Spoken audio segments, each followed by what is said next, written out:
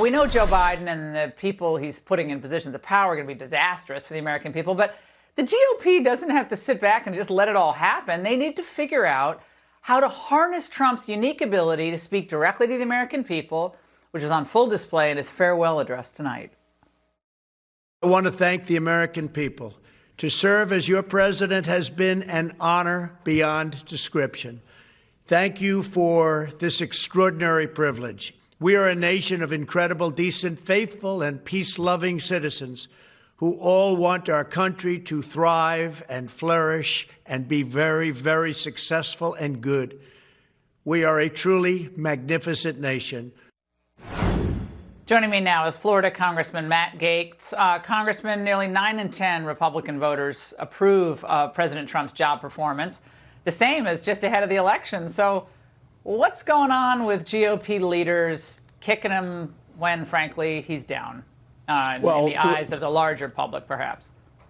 Throughout the country, we see tremendous support for the president among the base because folks support the policies to put our country and our people first. But inside the beltway of Washington, D.C., even the Republican Party isn't immune from the temptations of the establishment. We see people like Liz Cheney in the leadership of our party who not only took a position against President Trump, but who represent a very antiquated version of republicanism. They want to invade every foreign land, invite every illegal immigrant across the border to lower wages for our people and help big business, and then enter into trade deals that impoverish the towns in our country. So if we're going to do as you say, Laura, and continue to harness the energy of the Trump movement, I believe the Republican Party needs more leaders who will actually animate that movement with the spirit and style of our outgoing president.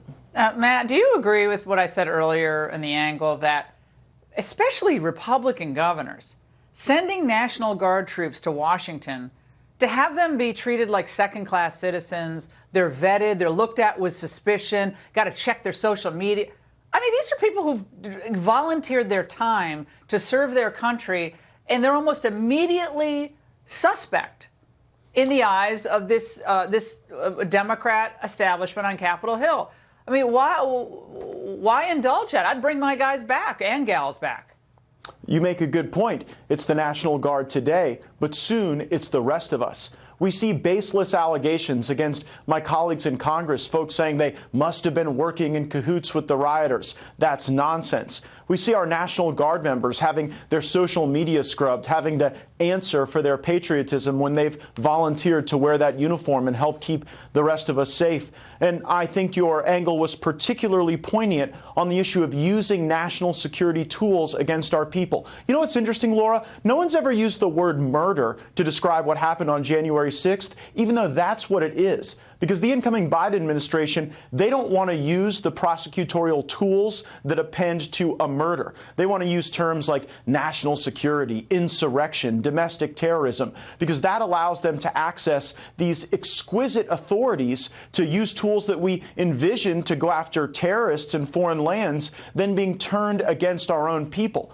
The Democrats mean what they say when they talk about reprogramming MAGA and purging the country of people who have embraced the policies that made our country more prosperous, more successful, and more focused. Yeah, Mao. Anyone, I mean, again, I don't know if people don't learn history in school anymore, but if you know what Chairman Mao is all about, if you ever studied Joseph Stalin, if you ever did Russian history, understand it, because it starts in a very, very innocuous way.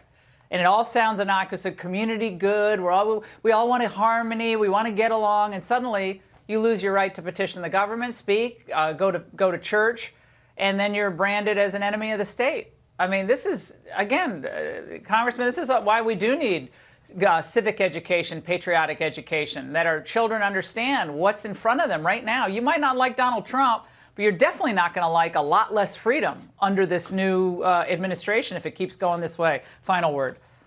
No doubt, and more we're starting to see big tech work in concert with big media and even some of the big egos in the establishment on Capitol Hill to create in our country something akin to the Chinese social credit score, where if your politics are bad or if you've said the wrong thing, you're limited in your ability to borrow money, have housing, get a car, do